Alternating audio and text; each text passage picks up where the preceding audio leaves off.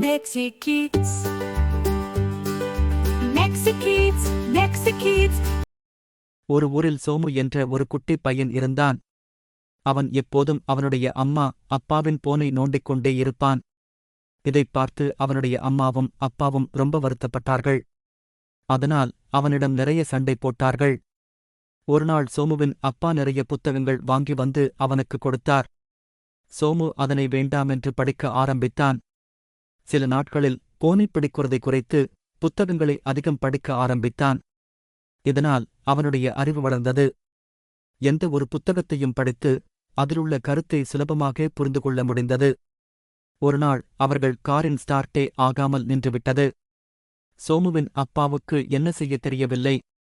நாளைக்கு மெக்கானிக்கை கொண்டு வந்து சரி செய்வோம் என்று சொல்லி ஆட்டோ பிடித்து வேலைக்குப் போய்விட்டார்.